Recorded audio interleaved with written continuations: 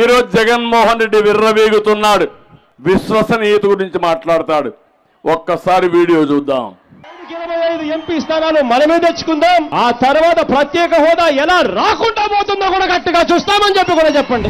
ఆ 2024 ఎన్నికలు జరిగే నాటికి మందనేది లేకుండా చేసిన తర్వాతనే ఓట్లు అడుగుతానని చెప్పి ప్రతి అక్కకు చెల్లమ్మకు నేను మాటిస్తా ఉన్నా. నా సిపిఎస్ మనం అధికారంలోకి వచ్చిన వారంలో చేపించేస్తానన్నా. ప్రతి సంవత్సరం జనవరి 1వ తారీఖున ప్రభుత్వ ఉద్యోగాల భర్తీకి క్యాలెండర్ కూడా విడుదల చేస్తాను అని చెప్పి మీ అందరికీ కూడా హామీ ఇస్తా ఉన్నా. 200 యూనిట్ల వరకు మీకు కరెంటు ఉచితంగా ఇస్తామని చెప్పి మీ అందరికీ కూడా చెప్తా ఉన్నాం. ప్రాజెక్టు 2021 జూన్ నాటికి కంప్లీట్ చేస్తాము. ఖరీఫ్ 2022 నాటికి నీళ్లు ఇచ్చే పరిస్థితి తీసుకొని వస్తానని కూడా ఖచ్చితంగా కూడా చెప్తా ఉన్నాం. 2023 ఖరీఫ్ కు కల్లా ఈ ప్రాజెక్టు పూర్తి చేస్తామని చెప్పి చెప్తా ఉన్నాం. 2025 ఖరీఫ్ కల్లా ఖచ్చితంగా గోదావరి పోలవరం ప్రాజెక్టు పూర్తి చేసి సమగ్ర సప్లాన్ చట్టాన్ని చట్టబద్ధంగా తీసుకొస్తామని చెప్పి హామీ ఇస్తా ఉన్నాము. 3వ వంతు నిధులు బీసీలకు కేటాయిస్తాము అని చెప్పి హామీ ఇస్తా ఉన్నాను మీ అందరికి. ఇలా ఉట్టి బీసీలకే 139 కార్పొరేషన్లు పెడతామని చెప్పి మీ అందరికి హామీ ఇస్తా ఉన్నాం.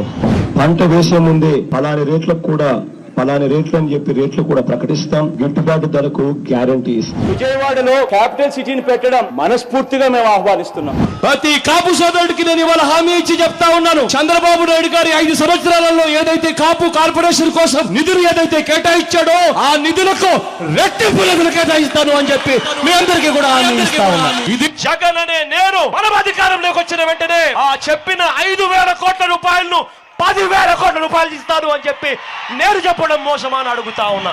సౌమ్యుడిగా పేరు పొందిన ఎక్స్ ఎంపీని అతి కిరాతకంగా ఇంట్లోకి చొరబడి గొడ్డలి తీసుకొని నరికి అత్యంత దారుణంగా చంపడం అన్నది ఇంతకన్నా దారుణమైన విషయం ఎక్కడా ఉండదు. కరెంటు ఛార్జీలు బాదుడే బాదుడు. 2024 ఎన్నికలు జరిగేసరికి మందరిని పూర్తిగా తీసేసిన తర్వాత మనం ఓట్లు అడుగుతామని చెప్పి గట్టిగా చెప్తా ఉన్నాం. విన్నారా మీరు? అర్థమైందా? విశ్వసనీయత బిడ్డ మాట్లాడితే మీ బిడ్డ అంటున్నాడు. కాదు, ఈయన క్యాన్సర్ గడ్డ. ఏమన్నాడో చూశారు. బీసీలకైతే 15,000 కోట్ల రూపాయలు చెప్పిన 75 కోట్ల రూపాయలు పెడతా అన్నాడు. 75 పైసలు పెట్టలా. ఇప్పుడు మాట్లాడుతున్నాడు 99% చెప్పిన పనులన్నీ చేశాడంట.